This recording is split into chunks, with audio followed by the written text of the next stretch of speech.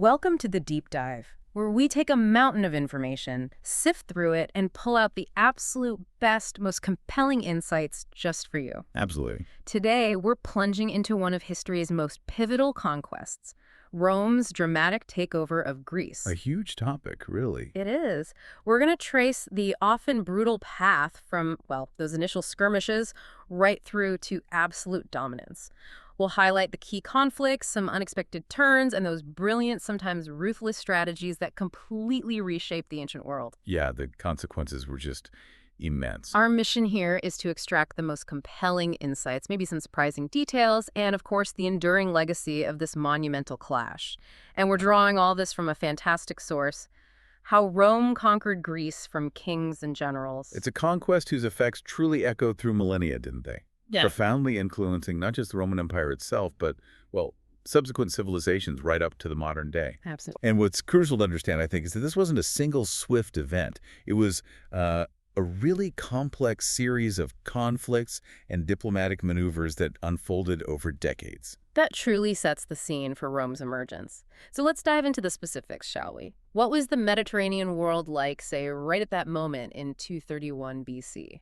Well, our source aptly describes it as a land of continuous warfare and political upheaval, which sounds about right for the period. Yeah, pretty much constant conflict. On one side, you have the burgeoning Roman Republic. They're just off their victory against Carthage in the First Punic War, which had really cemented their naval dominance. They were feeling pretty confident. And in the east, you have these powerful Hellenistic kingdoms, Macedon, Ptolemaic Egypt, the Seleucid Empire, all vying for dominance. They were the big players, right? Exactly. And then sort of squeezed in between them were smaller, nominally independent states like Pergamon and the various Greek city-states, always caught in the middle. Right. And right in the thick of this, to the northwest, was Illyria, what's now modern Albania and Dalmatia. Mm-hmm.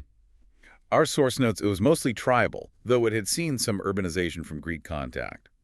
By the 230s BC, one tribe, the RDI, led by King Agron, had gained this sort of temporary hegemony. Okay. They even brought the Greek Lord Demetrius of Pharos under their influence.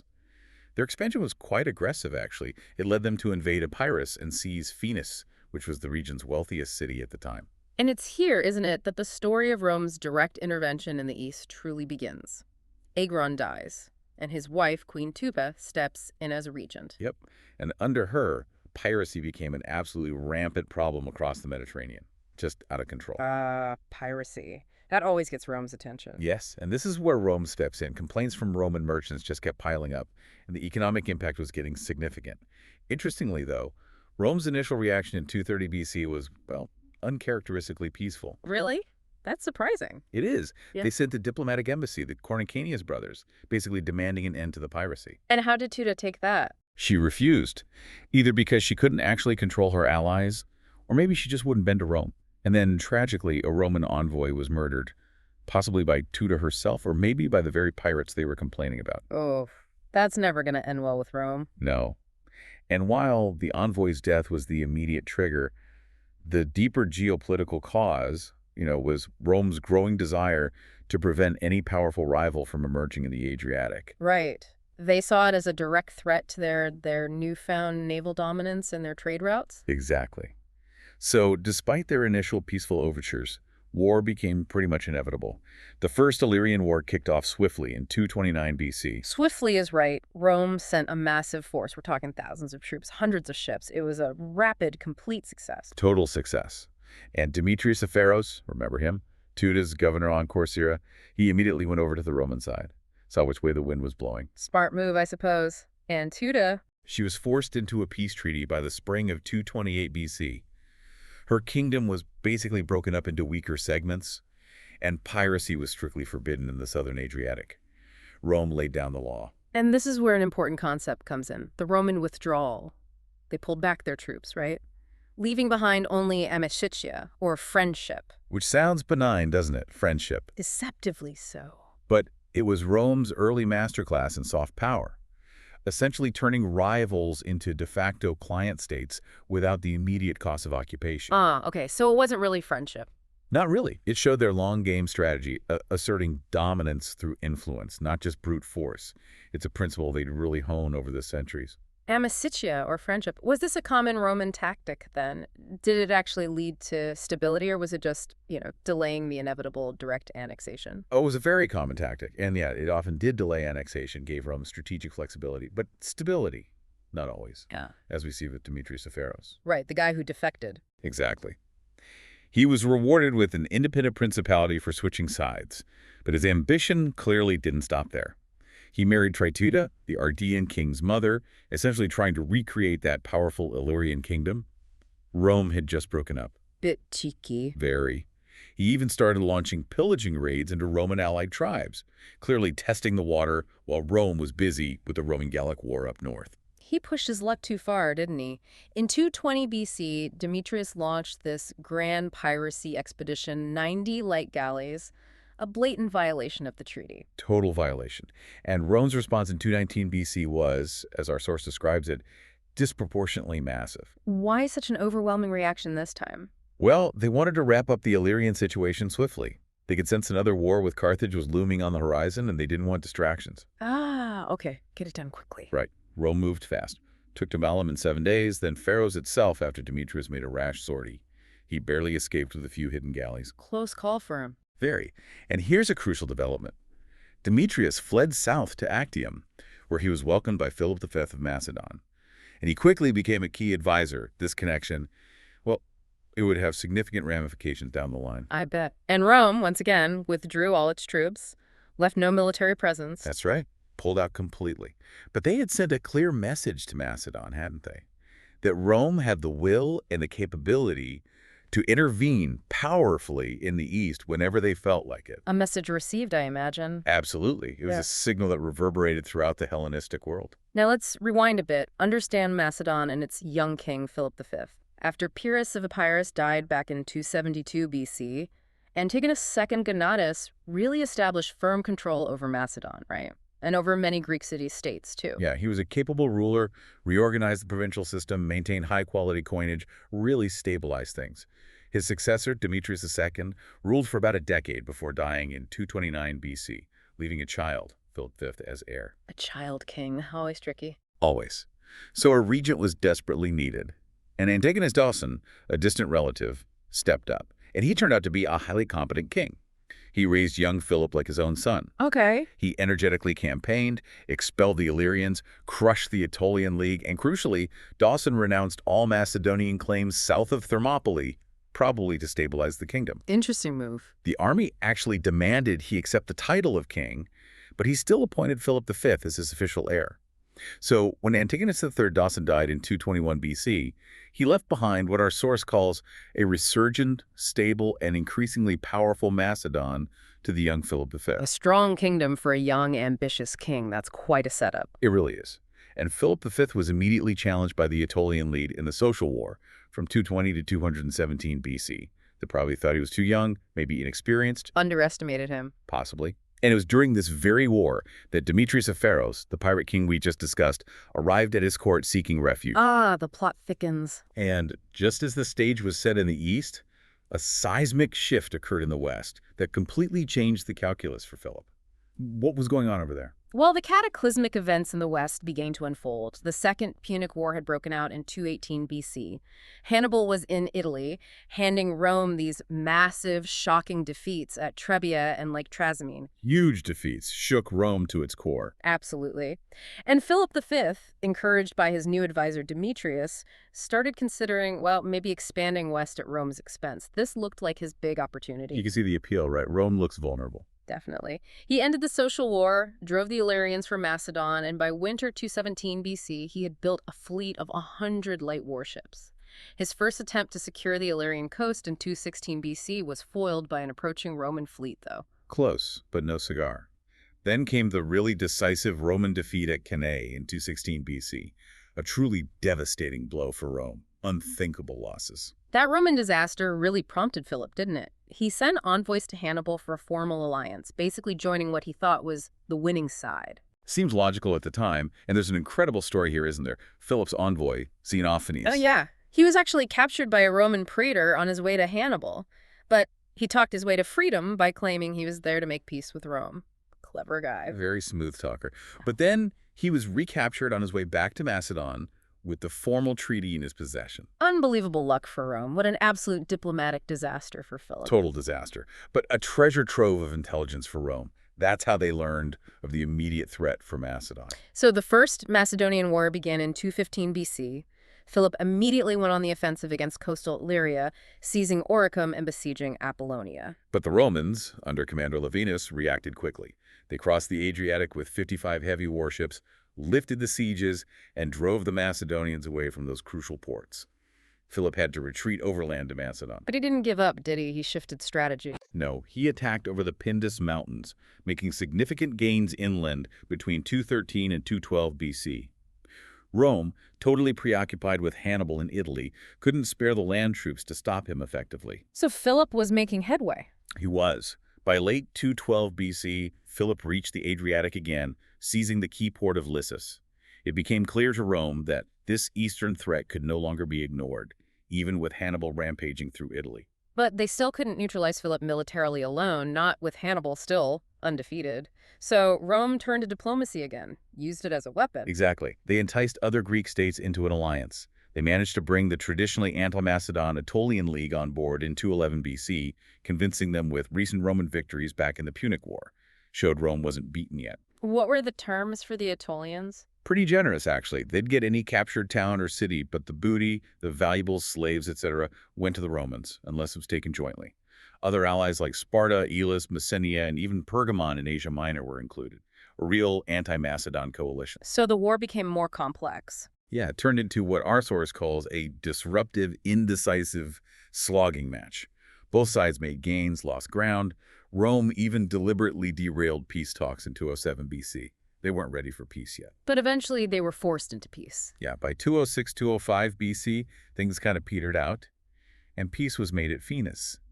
But what did this all mean for Rome's future intentions? It meant Rome's desire to punish Philip was not yet sated. Right. They were slowly, grindingly winning the Second Punic War, and they knew they'd soon be able to turn their full might east. This peace was really just a temporary ceasefire, a pause, not an end. Precisely, a pause. And when Philip V got reports of Rome's final decisive victory over Hannibal at Zama in 22 BC, did he quiet down? No, he didn't stop his belligerent behavior at all. What did he do? Instead, he started taking advantage of a weakening Ptolemaic Egypt, alarming his smaller neighbors in the Aegean. He saw another opportunity. Okay, this sounds like a key development. The long-standing balance of power between the three major Hellenistic monarchies, Antigonid Macedon, Ptolemaic Egypt, and the Seleucid Empire that was starting to break down. It really was. Ptolemaic Egypt in particular was in a downward spiral. They had internal revolts and, crucially, a child king, Ptolemy V, very vulnerable. And the Seleucid king, Antiochus III the Great, he seized the opportunity too. Oh, yeah. He launched the Fifth Syrian War in 22 BC, basically to grab Ptolemaic overseas possessions while Egypt was weak. So Antiochus is busy in Syria. What's Philip doing? While Antiochus was busy with that, Philip V was, as the source puts it, bulldozing his way through the Aegean. He gained the Cyclades Islands, established relations with Greek cities in Asia Minor, but this quickly earned him the ire of Rhodes and Pergamon. They saw him expanding right on their doorstep. So they declared war on him. They did. In 201 BC, Philip actually defeated a joint Rhodian-Pergamene relief effort at Chios, then attacked Pergamon itself, annexing most of Caria and the Rhodian Pariah directly into what became a kind of new Macedonian empire. He was really expanding. Wow. But he got stuck. Yeah. By winter 201, a Rhodian fleet blockaded Philip in the Gulf of Bargilia. He struggled to feed his army there. Knowing they were losing ground against both Philip and Antiochus, Pergamon, Rhodes, and Egypt sent ambassadors to Rome. And what did they tell the Senate? They informed the Senate of a supposed secret pact between Philip and Antiochus with it worked. This sounds like a crucial insight into how Rome gained its foothold, doesn't it? Yeah. These smaller, weaker Hellenistic states essentially opened the gates for Roman intervention into the Greek world. That's exactly it. They viewed Philip and Antiochus as the main threat to their independence, not Rome, at least not yet. They seriously miscalculated Rome's ultimate intentions. A fatal miscalculation. So what happened to Philip in Bargilia? Well, Philip eventually tricked his enemies into letting him escape the blockade in spring 200 BC, and he returned to Macedon. He then immediately swept through the northern Aegean, besieging the city of Abydos. Okay, so blatant aggression continues. How did Rome react? Seeing this aggression and hearing about the supposed pact between the two kings, the Roman Senate asked the Roman people for a mandate for war against Philip. But surprisingly, the People's Assembly actually rejected it initially. They were tired of war after Hannibal, weren't they? And southern Italy was devastated. Yeah, a surprising pushback from the people. War weariness was a real factor, but Rome, as we know, was rarely deterred when its interests were on the line. How did they overcome this It reluctance? fell to the consul, right? Publius Sulpicius Galba. Indeed, Galba was given the job of winning over the public assembly, and he did it brilliantly by comparing the Macedonian threat to the great invaders of Italy, Pyrrhus and Hannibal. He tapped into those deep-seated Roman fears of invasion. Clever psychology, and it worked. It worked. The assembly reversed its decision and declared war on Philip V. While Roman military preparations were underway, senatorial emissaries went to Philip again, demanding he stop warring on Greeks. But the Macedonian king, feeling confident perhaps, brashly rebuffed them. Big mistake. And the Second Macedonian War then began, starting with a truly shocking event at Abydos. Yeah, the fall of Abydos. Its citizens committed mass suicide rather than live under Philip's rule. A brutal start to this new conflict, showing the desperation and fear Philip inspired. What a horrific statement. So the war is on. It was a stark reminder of the stakes. In the late 200 BC, Philip returned to Macedon only to find Roman forces, around 20,000 strong, already landed in Apollonia under Galba. So Rome moved fast once the decision was made. Very fast. Philip campaigned down in the Peloponnese while Galba conducted raids into the Illyrian countryside. He notoriously sacked Antipatria so thoroughly that it only recovered in the 5th century CE. Brutal stuff. Roman efficiency could be terrifying. It could. Galba was then replaced by Publius Villius Tapulus, who immediately faced a mutiny of 2,000 Punic War veterans demanding discharge. He managed to mitigate the situation and encamped near the Alicus River, where Philip had taken up a strong defensive position. But Villius's command was short-lived. Very short. A new commander arrived soon after. Titus Quintius Flamininus. He's described as a passionate, hot-tempered, and generous Philhellene, a lover of Greek culture. Interesting combination, passionate and hot-tempered. Elected consul in 108 BC, despite technically being too young, he immediately set out for Greece, pretty much ignoring the typical administrative duties back in Rome.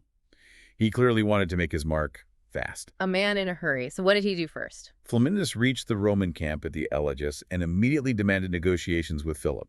They faced off across the swift-flowing river. Philip proposed compromise, arguing for different treatment for each city he'd annexed, trying to negotiate piece by piece. But Flamininus wasn't interested in compromise, was he? This is where the defining Roman stance comes out. Not at all. Flamininus refused any compromise. He proclaimed his mission was to liberate all Greeks from Macedonian domination. A powerful slogan. Liberate the Greeks. And he demanded Philip relinquish Thessaly, which had been part of Macedon for 120 years. That's not a serious demand, is it? No, it was intentionally irrational, designed to provoke. Was this liberation claim genuine or just a powerful diplomatic weapon? Mostly a weapon, I guess. Absolutely. It was designed to provoke Philip and, more importantly, win over the Greek states to Rome's side. And it worked perfectly. Philip, enraged by the demand for Thessaly, broke off negotiations. Game on. So Flamininus got his fight. He did, and he wasted no time. While his skirmishers distracted the Macedonians across the river, a flanking force of 4,300 hand-picked legionaries, guided by an Epirot noble named Charops, moved around a back road over the mountains. Classic flanking maneuver. And once that flanking force was in place, Flamininus advanced his main force. The Macedonians, realizing they were about to be trapped in a Roman pincer, fled. Philip lost his baggage train, which was bad, but worse, he lost confidence among his Greek allies. that's maybe even more damaging. Definitely. Many wavering powers, including the Achaean League, who had been Macedon's most powerful Greek ally, now either declared for the Romans or just stayed neutral. Philip was becoming isolated. And this sets the stage for a truly pivotal moment, doesn't it? A real turning point in military history. You're talking about the Battle of Cynocephaly in 1907 BC. Exactly, Cynocephaly. Philip knew a decisive clash was coming. He was even recruiting youths and old men, a real sign of his desperation. Peace talks failed, partly because Flamininus' command was extended and he broke off negotiations. He was clearly hungry for military victory, for glory. He wanted that triumph, so the armies meet. On a bleak, foggy morning, the two armies sort of stumbled into each other near Cynocephaly. Flamininus commanded a formidable force, maybe 32,000 troops. centered on those adaptable Roman legions. The infantry units organized into flexible maniples, not rigid lines like the Greeks used. Right, the manipular system. Plus allied cavalry and even some war elephants left over from the Punic Wars.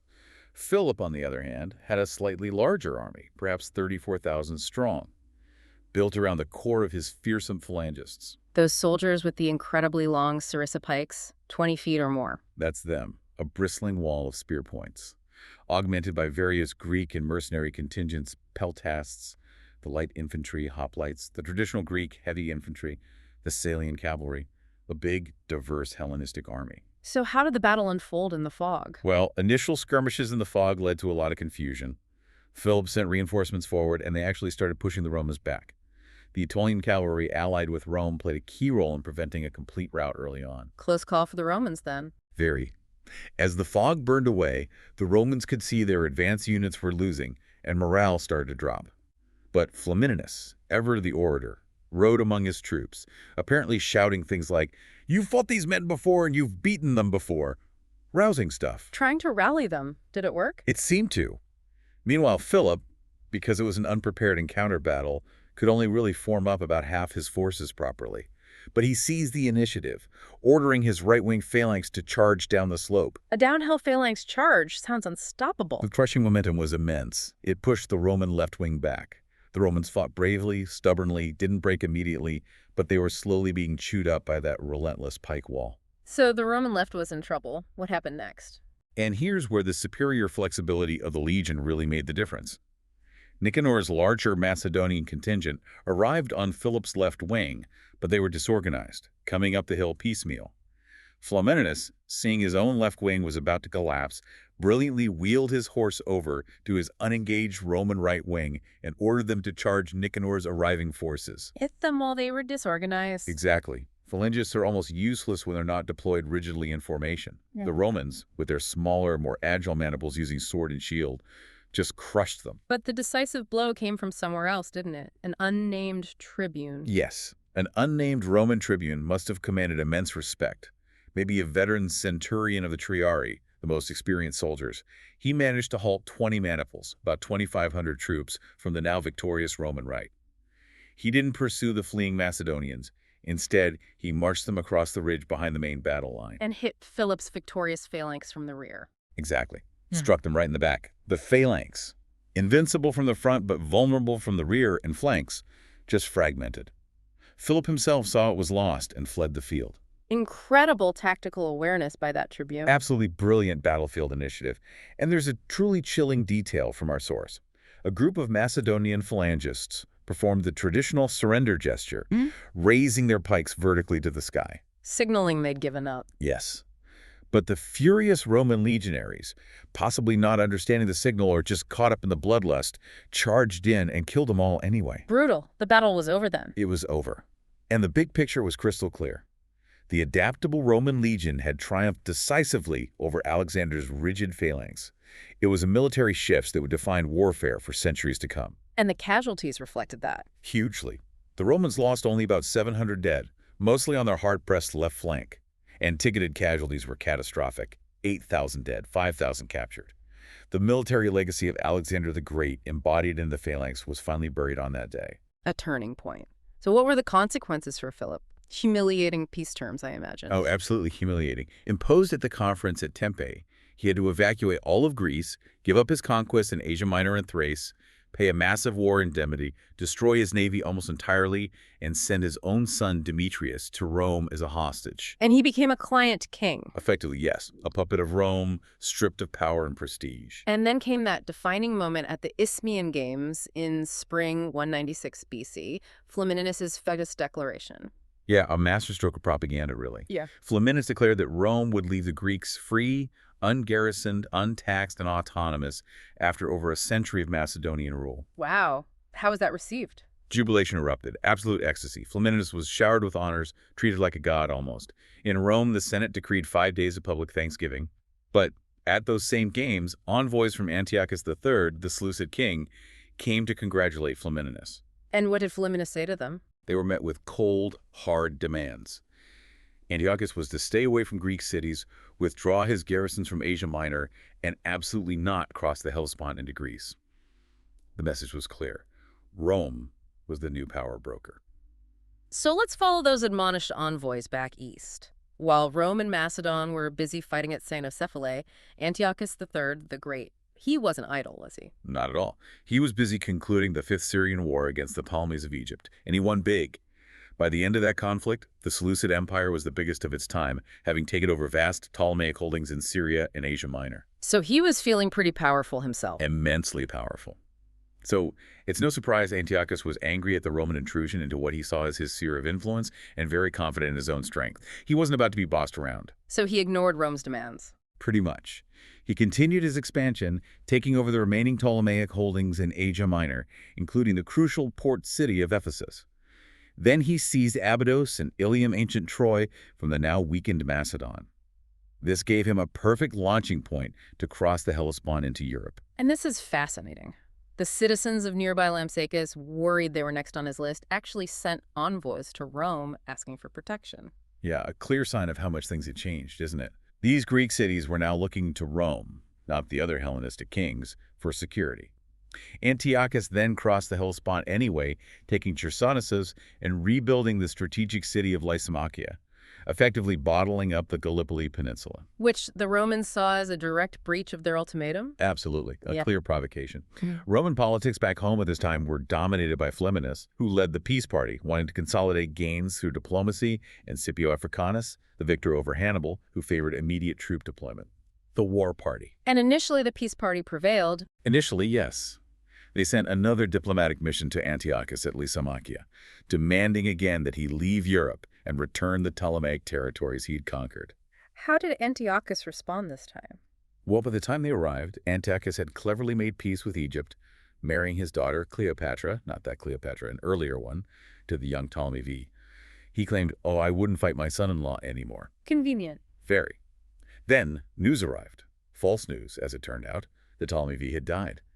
Antiochus immediately broke off talks with the Romans and rushed back to Ephesus, presumably to seize more Egyptian territory. This just confirmed Roman suspicions about his boundless territorial greed. So the diplomacy failed. What else was Antiochus doing? His attempted invasion of Cyprus failed, due to a storm or maybe mutiny. He then signed a formal peace treaty with Ptolemy and returned to Ephesus. He continued using diplomacy, though trying to ally with Pergamon, but they rejected him for Rome. He did manage to marry another daughter to the Cappadocian king and gave lavish gifts to the fierce Galatians in central Anatolia to secure their support. And here's that intriguing connection. In 194 BC, the famous Carthaginian general Hannibal Barca, now in exile after Zama, arrived at the Seleucid court in Ephesus. What was he hoping for?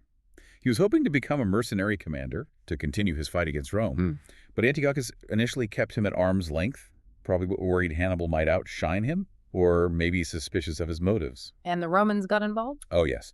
The Romans, deeply worried about Hannibal's presence there, sent their own envoys. They deliberately paid more attention to Hannibal than to Antiochus, trying to sow discord and suspicion between the two men.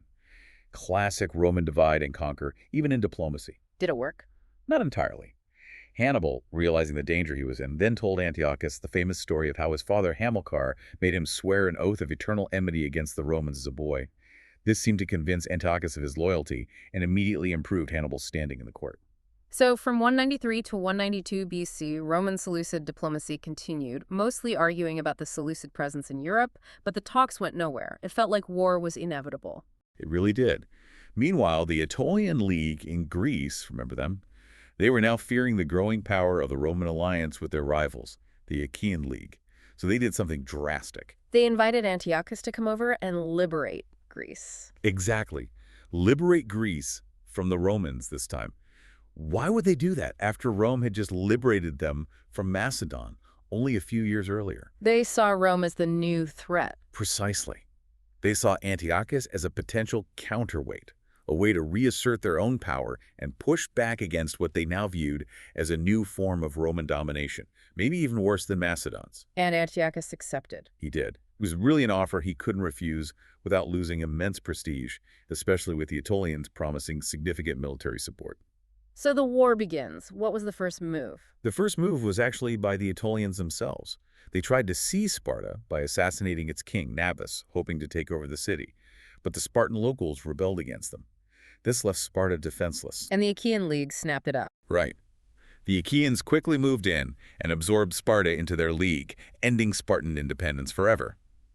Meanwhile, the Aetolians did successfully seize Demetrius, that excellent harbor city, to give Antiochus a place to land his forces. So Antiochus arrives in Greece. He disembarks at Demetrius, moves south to Lamia, and is promptly elected leader, or strategos, of the Aetolian League. But then he finds himself in a bit of an awkward position. How so? Well, Rome had no troops actually in Greece at that moment.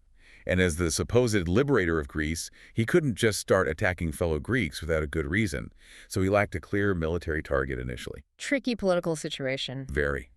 He approached Chalcis, a key city which had Attalid and Achaean garrisons loyal to Rome, but the city rebuked him. Though he probably could have taken it by force, he decided not to shed the blood of fellow Greeks, playing up his liberator role. Who did he try to ally with? He sent envoys everywhere, to Athens, the Achaeans, Macedon, the Athenians. The Athenians agreed to help. Philip V of Macedon, though, was biding his time, playing it cool. The Achaeans firmly retained their alliance with Rome. What about Athens? In Athens, things got messy. Street battles actually erupted between pro-Roman oligarchs and pro-Antiochus Democrats, with the Seleucid supporters ultimately being defeated, so no luck there either. Rome, meanwhile, wasn't sleeping.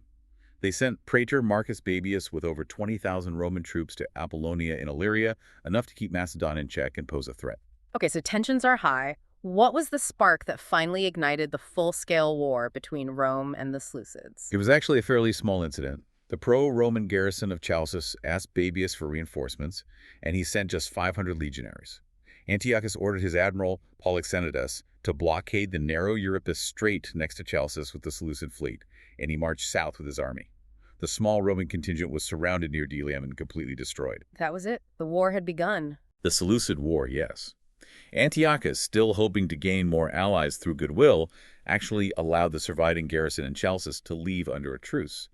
Impressed by this, the rest of Euboea capitulated to him, followed swiftly by the Boeotian League and the Thessalian League, which Rome had set up after Cynoscephalae. So he was gaining ground initially. He was. Antiochus captured the city of Pherae, rather brutally massacring its defenders who resisted, and took most of Thessaly except the main city, Larissa. Then he made a very symbolic act. He sent 2,000 men back to Cynoscephalae, the battlefield from 197 BC. To bury the Greek dead from that battle. Yeah, exactly. What was the meaning behind this gesture? Trying to show he cared more about the Greeks than Philip did, or maybe contrasting himself with the barbarous Romans. Precisely. It was a very public display of piety and Hellenic solidarity. But the result was unexpected. Philip V of Macedon considered this a direct insult, perhaps seeing it as Antiochus undermining his authority or highlighting his own failure. Whatever the reason, Philip declared his allegiance firmly to Rome and granted their armies military access through Macedon. Wow, that backfired on Antiochus. Philip joining Rome was huge. Absolutely critical turning point for Rome. Antiochus then retreated to Chalcis for the winter, and apparently his dynastic marriage there to a local noble's daughter didn't help his image either. Our source mentions locals saw his sexual activity as detrimental to war-making, and his Macedonian troops drinking undiluted wine shocked the Greeks. Small cultural clashes, but they added up. He gained no significant new allies over the winter. Meanwhile, the Romans weren't idle, I assume. Not at all. They confirmed their alliances with the Achaean League, Pergamon, and Rhodes. The new consul, Manius Acilius Glabrio, led a fresh army of 15,000 men to Greece. And significantly, two very senior ex-consuls, Cato the Elder and Valerius Flaccus, came with him as legates, showing just how important Rome considered this war. Sending the big guns. Cato went on a diplomatic tour. Yeah, Cato went around the Peloponnese, rallying support and famously, sarcastically claiming that Antiochus wages war through letters and fights with pen and ink, basically calling him inactive and weak. Psychological warfare from Cato. And militarily. The Roman praetor Baebius and King Philip V attacked the Seleucid garrisons Antiochus had left in Thessaly, quickly negating most of Antiochus's gains from the previous year. Antiochus found himself badly outnumbered, maybe less than 20,000 troops against Glabrio's 35,000 Romans plus 5,000 Macedonians joining them. So he retreated. He had to. He fell back to the famous pass of Thermopylae, hoping that narrow choke point would compensate for his smaller forces, just like the Spartans centuries before. And this brings us to the Battle of Thermopylae in 191 BC. Not the famous one, but another significant battle there. Exactly. The famous choke point defended by Mount Kallidromos on one side and Mount Tychius on the other. But crucially, there were flanking paths over the mountains, which both sides knew about from the earlier battle. Right, the path the Persians used. That's the one. Antiochus had maybe 12,000 foot soldiers and 500 horsemen. He sent his Aetolian allies up to block the mountain paths.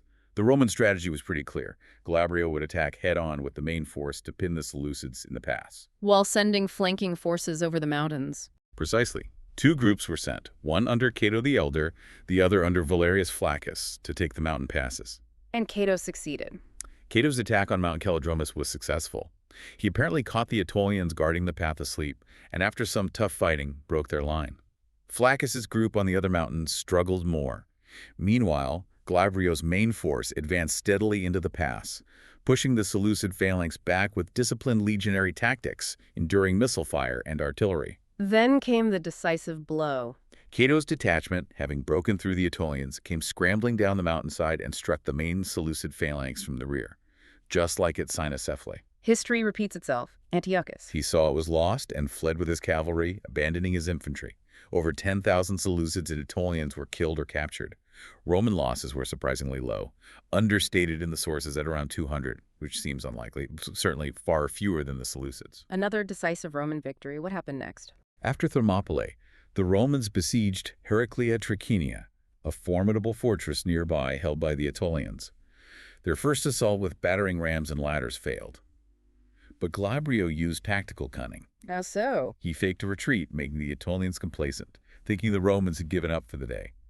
Then he launched a surprise night attack, making a lot of noise at one section of the wall, while another contingent under Tiberius Sempronius scaled the ramparts elsewhere in the confusion. Clever distraction. It worked.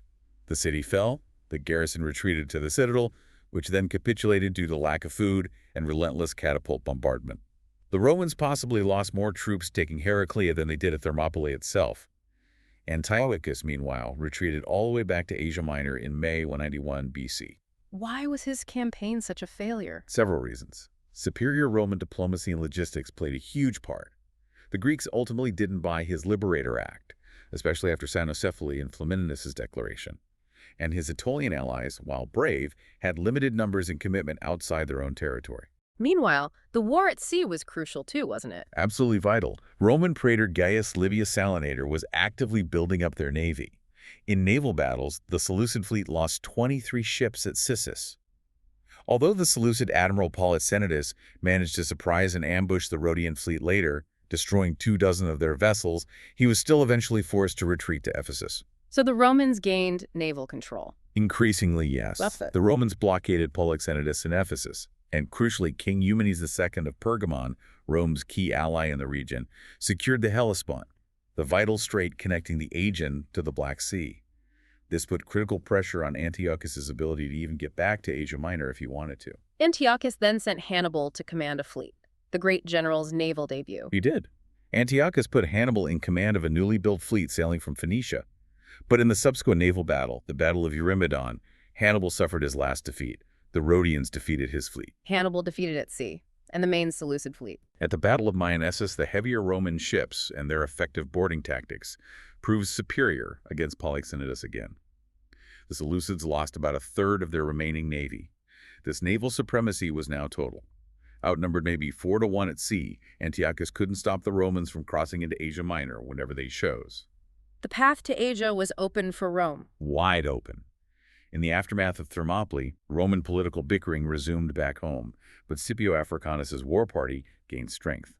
Lucius Cornelius Scipio, Africanus' less famous brother, was elected consul and given command in Greece and Asia Minor, and crucially, Africanus himself agreed to go with him as his legate, his second in command. Having Africanus there, even as legate, must have been huge for morale and prestige. Absolutely. Being the war party, the Scipios rejected peace feelers from the Aetolians and Flamininus' peace party and resumed hostilities against the Aetolians in Greece. Meanwhile, Philip V of Macedon actively helped the Romans, supplying them, allowing passage through his territory, and even sending 2,000 warriors to join their army. What did Philip get in return? Forgiveness of the remaining war indemnity from the last war, and crucially, The return of his son Demetrius, who had been a hostage in Rome. So Philip was fully cooperating. The Scipios reached Asia Minor. Yes, the Scipios marched overland through Macedon and Thrace, reaching Lysimachia in November 190 BC, then crossed the Hellespont into Asia Minor unopposed. Antiochus, seeing the Romans had landed, offered peace terms again, offering to pay half the war expenses and abandon his claims in Thrace and the Troad region of northwest Asia Minor. But the Romans rejected it. They did. Their counteroffer was harsh. Antiochus must pay the full war expenses and give up all lands north and west of the Taurus Mountains, basically ceding most of Asia Minor. This was simply unacceptable to Antiochus. War was the only option left. And there's that memorable anecdote here. Scipio Africanus's own son, Publius, had been captured by Antiochus earlier. Antiochus offered to return him safely if Scipio would persuade Rome to accept peace. In Africanus's legendary reply, essentially, "Thanks for the offer, but tell Antiochus I have some useful advice for him. The king would be wise to agree to Roman terms now, to avoid having to fight a battle against the Romans." Incredible confidence, putting Rome's interests above his own son's immediate safety. Remarkable display of Romanitas, that sense of duty. That confidence would soon be justified. We come now to the climactic battle. The Battle of Magnesia, likely fought in December 190 BC. The Scipios were eager to fight before the campaigning season ended, right? Yes, they didn't want to get bogged down in a winter campaign. Antiochus concentrated his vast forces at Thyatira, then moved north of Magnesia, planning to make his stand defending the Hermus River.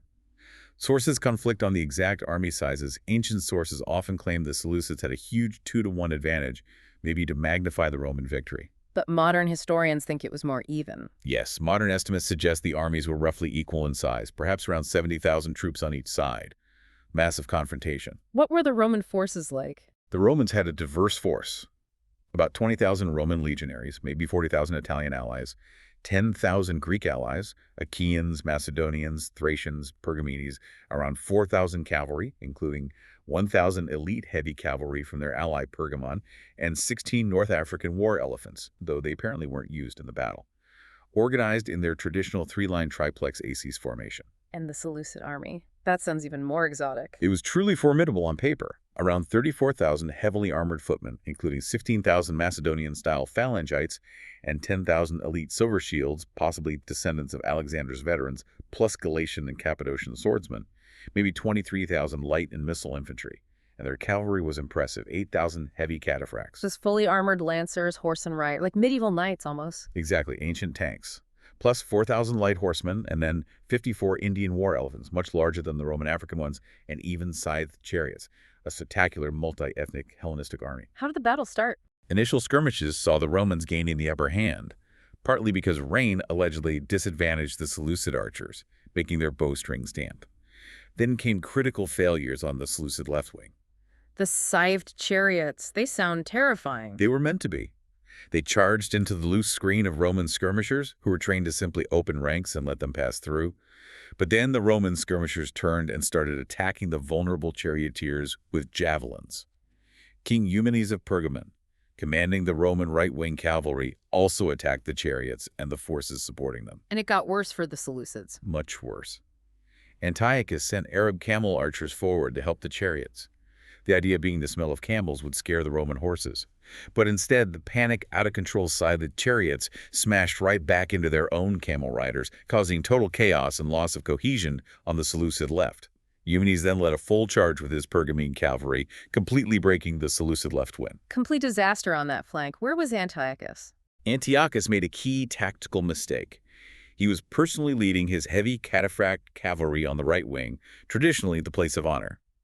This meant he was miles away and unable to influence the chaos unfolding on his crucial left flank. His own charge on the right was initially successful. He scattered the Roman left-wing infantry and chased them towards the Roman camp. So Antiochus was winning on his side. Briefly. But a Roman military tribune named Marcus Aemilius Lepidus rallied the troops guarding the camp and managed to halt Antiochus's pursuit. Meanwhile, the disciplined Roman center, the legions, pushed forward steadily.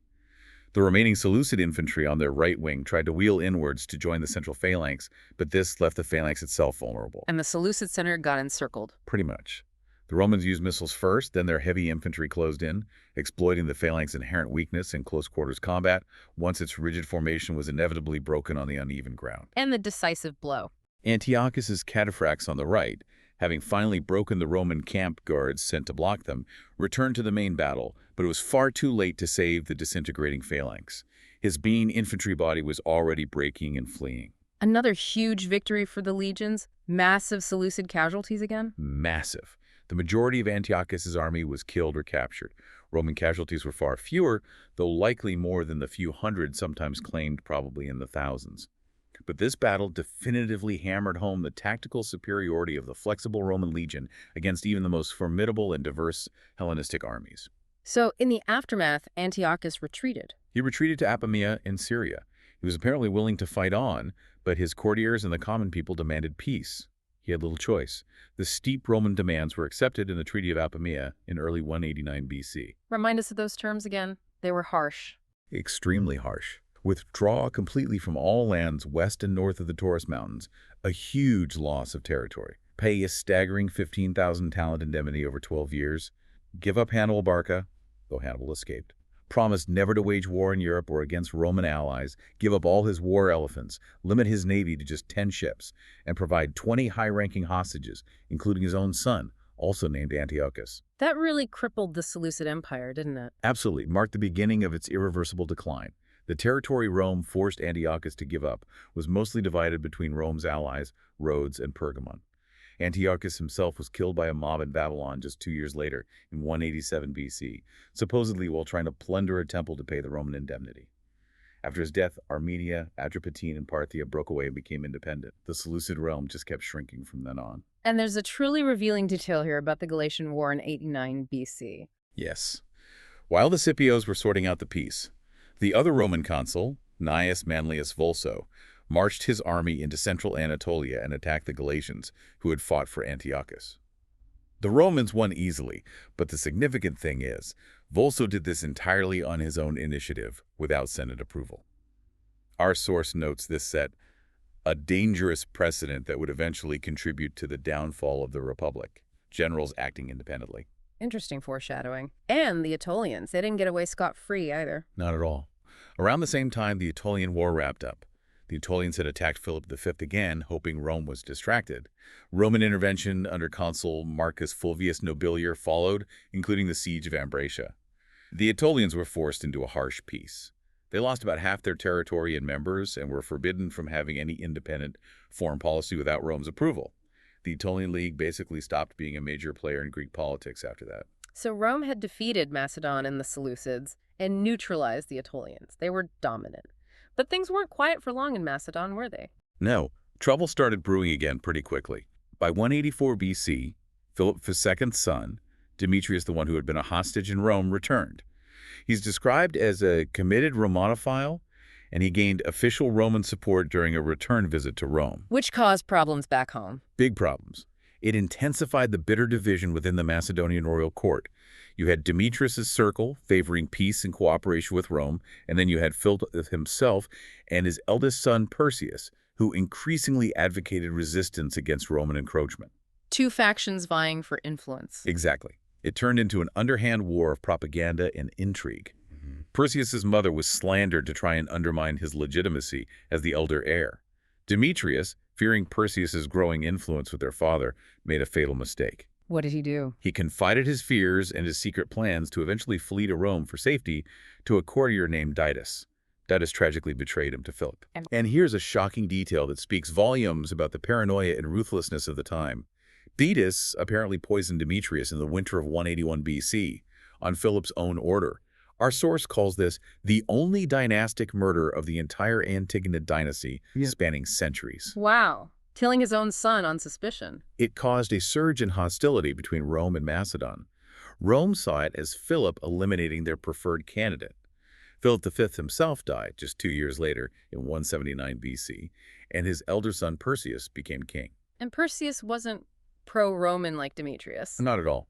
He immediately sought to reaffirm old friendships and build new alliances with Greek city-states, which naturally annoyed Rome. He also solidified his position with strategic marriages, marrying his sister to Prusius II of Bithynia and himself to the daughter of the Seleucid king Seleucus V, gaining potential allies in Asia Minor. While King Eumenes II of Pergamon kept feeding information back to Rome. Oh yes, Eumenes acted as Rome's sycophantic informant, diligently warning the Senate about Perseus's alleged war preparations. Then, in 174 BC, Perseus staged what the source calls a grand spectacle. He marched his army on a peaceful parade through the sacred site of Delphi. What was the message there? A clear message. He, Perseus, was the true protector of the Greeks and Hellenic traditions, not the Romans, a direct challenge to Rome's narrative. And Eumenes used this to stir things up in Rome. He played his trump card with the Roman Senate in 172 BC. He masterfully played on their post-Hannibalic fear of invasions, dramatically declaring something like, "I felt it would be utterly disgraceful if I failed to reach Italy to warn you," before Perseus arrived here with his army. Pure theater, but effective. So Roman diplomatic pressure basically turned into a self-fulfilling prophecy. Perseus felt threatened and had to prepare for war. Exactly. He was being backed into a corner. And it's important to note the Roman new cunning of deception here, as the source calls it. Roman envoys apparently even boasted back in Rome of deliberately deceiving Perseus into believing there was still a chance of peace, when in fact the truce they offered was purely a measure in order to gain more time for Rome to prepare its own forces. So Rome was actively misleading Perseus. That's a significant shift in their diplomatic tactics, isn't it? More cynical, perhaps. It was, and interestingly, this new cunning wasn't universally approved by all the traditionalist, more honorable senators back in Rome. But the prevailing mood in the Senate had decided the only way to maintain their position in Greece was to have no equals at all. The Antigonid monarchy had to disappear. The gloves were well and truly off. No more client kings. And so the Third Macedonian War began in 171 BC. Yes. Roman consul Publius Licinius Crassus crossed the Adriatic with the main army, and King Eumenes of Pergamon arrived with his fleet and about 7,000 troops. Perseus advanced south into Thessaly, while Licinius focused on securing the Greek west coast first. And the first major clash. The Battle of Callinicus in Thessaly, later in 171 BC. Perseus's cavalry and light infantry charged the Roman cavalry and skirmishers. His Thracian horsemen smashed the Roman right wing, and Perseus himself broke the Roman center. It was a clear Macedonian victory. A Roman defeat. That must have boosted Perseus. It did. Interestingly, Perseus was persuaded by his advisors not to commit his main phalanx into the battle, to crush the retreating Romans completely. He withdrew, having inflicted significant casualties, maybe 200 Roman cavalry and 2,000 infantry dead, while losing only about 60 of his own men. Roman reaction. Roman savagery followed elsewhere. They brutally razed several anti-Roman cities in Boeotia, completely annihilating Heliardus and selling 2,500 of its men into slavery. Typical Roman punishment for disloyalty. This brutality, combined with Perseus's victory at Callinicus, actually made him appear even more like the champion of the Greeks. So things were going Perseus's way initially. For a time. The Molossians of Epirus defected from Rome and joined him. Perseus even launched a successful raid on the Roman fleet docked at Orius. By 169 BC, Rome's position in Greece looked precarious. But then came Lucius Aemilius Paulus in 168 BC. Yes, the arrival of the new consul, Lucius Aemilius Paulus, a stern, experienced commander, breathed fresh life into the floundering Roman cause. There's even that charming anecdote from Plutarch about him. The one about his daughter's dog. That's it. Aemilius supposedly came home just before leaving for the campaign to find his young daughter upset because her little lapdog had died. When he asked its name, she tearfully replied, "Perseus." Aemilius apparently took it as a good omen, a small moment of humanity before the storm. A touch of humor. So Paulus took command of a large army. Very large.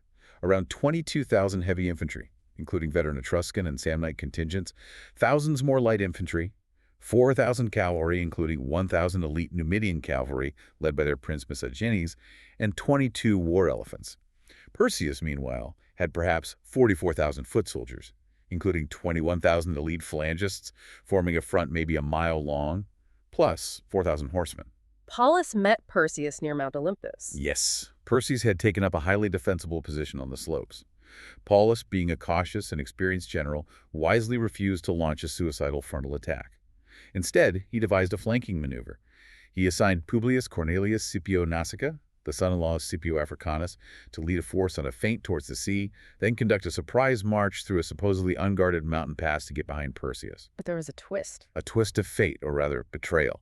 A Cretan auxiliary serving with the Romans defected and informed Perseus of the Roman plan. Perseus reacted quickly, sending one of his commanders, Milo, with 12,000 troops to intercept Nausicaa in the mountains. So there was fighting in the passes. Bloody mountain fighting ensued. Nausicaa reportedly led the charge himself, and eventually routed the Macedonians blocking the pass.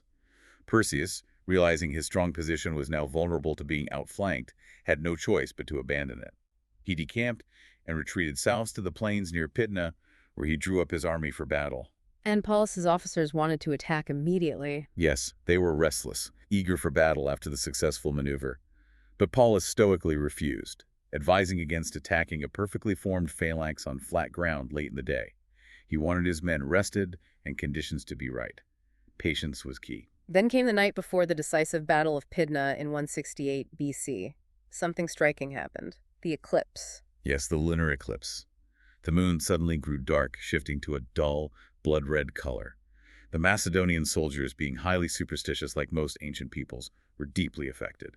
They saw it as a terrible omen, banging bronze pots and pans to try and scare away whatever was devouring the moon. Their morale plummeted. But the Romans reacted differently. Completely differently. Here's Roman pragmatism in action. One of Paulus's military tribunes, Caius Sulpicius Gallus, happened to be a learned astronomer. He had actually predicted the lunar eclipse and informed the Roman soldiers the day before that it would occur. He explained it was a natural, predictable phenomenon, not an omen. So the Romans weren't spooked. Not at all. When the eclipse happened exactly as Gallus had said, the Roman soldiers simply offered the usual sacrifices. Their morale was completely unaffected. It's a powerful contrast in mindset between the two armies on the eve of battle. Incredible story. So the next day, the Battle of Pydna itself. How did it actually start? Wasn't it almost accidental? Almost comical, really. It apparently began when a Roman pack mule, maybe deliberately let loose or perhaps just misbehaving, bolted towards a stream between the two armies. This led to a brawl between Roman Ligurian auxiliaries and Thracian mercenaries serving Perseus, who were both trying to retrieve the animal or get water. A brawl escalated into a battle. Perseus saw what was happening, and maybe saw an opportunity to draw the Romans down from the slightly higher ground they occupied. He marched his entire army out of camp towards the brawl. The Roman soldiers, seeing the Macedonians advancing and furious about the skirmish, demanded to fight. Paulus, probably risking mutiny if he refused his enraged men, reluctantly gave the signal to form up for battle. So the battle began. How did the phalanx do initially? As the massive Macedonian phalanx lowered its forest of sarissas and advanced with disciplined momentum, it tore through the Roman light troops placed in front of the legions. Valiantly, an allied Pelignian tribal leader named Salvius reportedly threw his unit's standard into the phalanx ranks to shame his men into attacking it. It galvanized them but caused massive casualties trying to penetrate that pike wall. So the Roman heavy infantry hesitated. Witnessing the slaughter of the auxiliaries, the Roman legionaries became frightened and began to slow their advance. Morale was definitely waning against that seemingly unstoppable steamroller of a phalanx. Paulus, seeing his men would be cut to pieces if they engaged the phalanx head-on on the flat ground, made a crucial, brilliant decision. What did he do? He ordered an immediate but disciplined withdrawal back towards the foothills behind them, where the ground was rougher and uneven. This required incredible discipline from the legionaries under pressure. That bought him breathing room. And changed the battlefield dynamics. Paulus then wheeled his horse over to his right flank and ordered his 34 war elephants to charge into the Macedonian left wing, with his cavalry following close behind. The elephants, terrifying and effective against infantry, carved a bloody hole into Perseus's left, exposing the flank of his elite royal guard, the Agema, who were part of the phalanx. And the phalanx pursuing the Romans onto rough ground. That was the key. As the phalanx surged forward after the withdrawing Romans onto the rough, uneven ground of the foothills, crucial gaps inevitably began to open in their previously solid, unbroken line. They couldn't maintain perfect formation on that terrain. And that was the moment Paulus exploited. Exactly. This was Aemilius Paulus's genius. Roman centurions leading their small, flexible maniples were trained to exploit exactly these kinds of momentary weaknesses. They led their men, armed with shields and short swords, darting into these now exposed arteries of the Macedonian phalanx, getting under the long pikes, and engaging in brutal, close-quarters combat, where the phalangites were at a huge disadvantage. The phalanx started to break up from within. Precisely. The pressure mounted, the formation fragmented. The coup de grace was then delivered by the regrouped Roman right flank. The elephants and cavalry charged into Perseus's disintegrating army, turning the collapse into a full-blown rout. But the Egema, the elite guard, fought to the end. Heroic last stand. The 3,000 elite Agema warriors, surrounded and doomed, fought to the last man around their king. Reportedly, not a single one fled. Incredible discipline and loyalty, even in defeat. Perseus himself, however, fled the field on horseback. And he was captured later. Yes, after trying to hide his crown and royal robes and taking refuge in a temple on Samothrace, he was eventually captured. Plutarch says he wept pitifully when brought before the victorious Aemilius Paulus. The legacy of Pydno was immense, wasn't it? Crystal clear. One of the greatest phalanxes ever assembled had been utterly crushed. Alexander the Great's military system, dominant for centuries, was finally buried. From this point on, the Roman legion would rule the field of battle. Casualties for Perseus were again catastrophic. Perhaps 20,000 killed, another 11,000 captured. So what did Rome do with Macedon this time? No more client kingdom. No. Macedon was deemed too dangerous for Rome to allow it to remain independent, even as a client. The ancient Antigonid monarchy was dissolved completely. Macedon was broken up into 4 separate marids, basically, artificial semi-states, forbidden from interacting with each other. What kind of laws did Rome impose? Very strict ones. They could have no independent foreign policy, absolutely no trade between the 4 regions, no intermarriage between people from different regions. Their economy was deliberately weakened by excessive tribute demands and bans on mining gold and silver, logging timber needed for shipbuilding, and building ships themselves. Total economic and political control. And Rome took revenge on Perseus's allies. Oh, yes. Brutal revenge, particularly on the Molossians of Epirus who had defected. Paulus was ordered by the Senate to punish them. 70 Epirote cities were systematically destroyed, and an estimated 150,000 Epirotes were enslaved and sold off. This caused deep, lasting resentment and impoverishment throughout the region. Creating a strongly anti-Roman populace, ironically. Did resistance emerge again? It did, eventually. This harsh settlement created the conditions for one last spark. Around 150 BC, a young man named Andriscos appeared, claiming to be Philip, a supposed lost son of Perseus. He looked apart, apparently. Another claimant. Did anyone believe him? Initially, no one in Macedon gave him much support. He was even sent into Roman custody. But he managed to escape and found strong support among the resentful, impoverished locals and also among neighboring Thracian chieftains who disliked Rome. In early 149 BC, he invaded Macedon, defeated the local pro-Roman nobles, and declared himself King Philip VI, starting the Fourth Macedonian War. Fourth Macedonian War. And his timing was good. Perfect timing. He invaded Thessaly just as Rome's main generals and armies were deeply committed elsewhere, fighting the Third Punic War against Carthage and the difficult Lusitanian War in Spain. Rome was stretched thin. So Andriscos made progress. He did. The first Roman commander sent against him, Scipio Nasica, the same one from Pydna, only had allied troops and tried to buy time by negotiating. Andriscos attacked, crushed the Roman allies, and took most of Thessaly. He even sent envoys to Carthage, trying to revive the old Macedonian-Carthaginian alliance against Rome. But Rome eventually responded in force. Yes, in early 148 BC, a new Roman praetor, Quintus Caecilius Metellus, landed in Macedon with a full legionary army, forcing Andriscos to retreat back from Thessaly. And the final battle took place near Pydna again. Poetically, yes. The Second Battle of Pydna, 148 BC. Details are scarce, but sources say the Macedonian cavalry initially had the upper hand again. But then, betrayal struck Andriscos. Betrayal again. His own cavalry commander, a man named Telestos, defected to the Romans during the battle. With the cavalry gone, the Macedonian center, presumably the infantry phalanx, was crushed by Metellus' legions. Andriscos fled, but was soon captured, sent to Rome in chains for Metellus' triumph, and later executed. And this time, Macedon's fate was sealed. Permanently. After this final rebellion, Macedon was formally annexed and organized as the Roman province of Macedonia, ruled directly by a Roman governor. Its independence was gone forever. But the last spark of Greek independence wasn't quite out yet, was it? The Achaean League. Not quite. Just 2 years later, in 147 BC, trouble flared up in the south. Sparta tried to break away from the Achaean League, where it had been forced in earlier.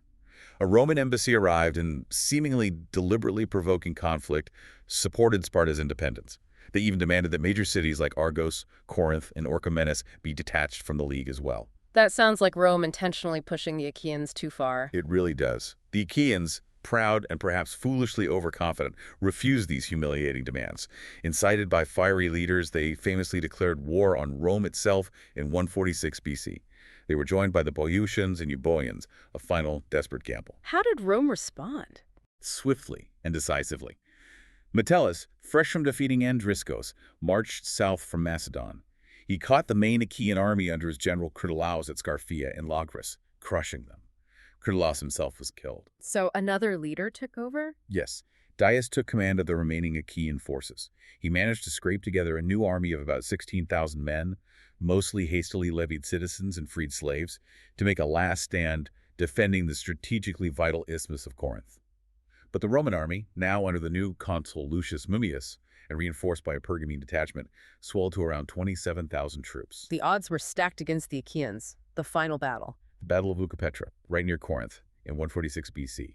Despite being outnumbered, the Achaean infantry actually held their ground initially against the Roman legions. But the Roman cavalry made the difference. Yes, Mummius's superior Roman and allied cavalry destroyed their Achaean counterparts on both flanks, then wheeled around and attacked the bravely resisting Greek infantry from all sides. Surrounded and overwhelmed, the Achaean army was utterly crushed. Dias fled and later committed suicide. And the price for this resistance? Corinth paid dearly. The ultimate price. Following orders from the Senate, Mummius razed the ancient and wealthy city of Corinth to the ground. This happened just months after Rome had similarly destroyed its great rival, Carthage, in the same year, 146 BC. All Corinthian men were killed, all women and children were sold into slavery, and the city itself was systematically plundered and burned. A brutal and terrifying example was made. Why such brutality against Corinth? Partly as punishment for leading the revolt, partly perhaps to seize its immense wealth, and partly as a clear, unambiguous message to all remaining Greek states. Resistance to Roman authority would no longer be tolerated. The era of negotiation and liberation was definitively over. And the political consequences. The Achaean League, the Aetolian League, and any other independent leagues were formally disbanded. The entire region of Greece, effectively, was added to the administration of the new Roman province of Macedonia. Though some cities retained nominal autonomy, Greece would remain firmly under Roman control for centuries, despite occasional future rebellions. So, looking back at this whole process, The Roman takeover of Greece really stands as a prime example of that imperial divide et impera principle, divide and rule. Rome consistently allied with one Greek faction against another, playing them off each other, keeping the Hellenistic states constantly divided and weakened until Rome itself was ready and strong enough to conquer them all, one by one. it was a methodical, decades-long strategy. Ruthless, but incredibly effective. Absolutely, a long-game strategy that served them incredibly well in building their empire. And so we've traced Rome's monumental conquest of Greece, a really complex series of calculated moves, strategic battles, diplomatic maneuvers, and political cunning spanning nearly a century. Yeah, quite a journey. We've seen how Rome, through this combination of military superiority, especially the adaptable legion versus the rigid phalanx, but also shrewd diplomacy, leveraging alliances, and even, at times, ruthless deception, systematically dismantled the powerful Hellenistic successor kingdoms and brought the birthplace of Western philosophy and democracy into its sprawling empire. And yet, despite the political subjugation, Greek culture, in a profound irony, didn't just survive under Roman control. In many ways, it flourished and conquered its conquerors. Hellenism became a crucial, foundational part of the Pax Romana. Shaping Roman art, literature, philosophy. Absolutely. And through Rome, Greek thought profoundly shaped later Western civilization, Christianity, influenced the Muslim Golden Age, and ultimately became foundational again to the Renaissance and the Age of Enlightenment. The conquerors were in many ways culturally conquered by the Greeks. That's a powerful thought, isn't it? The military conquest was total, but the cultural influence flowed powerfully in the other direction. And that divide et impera principle, perfected perhaps in the conquest of Greece, laid the groundwork for an empire that would shape the Western world for millennia. It certainly did. So maybe the final thought for you listening is, what lessons might that hold for us today? About the complex nature of power, the intricate dance between military might and cultural influence, the absorption and transformation of cultures, and the enduring, often unpredictable, influence that can arise even from the crucible of conquest. It's a question that echoes through time, doesn't it? Long after the last Roman legion marched out of Greece and the last Macedonian phalanx fell silent.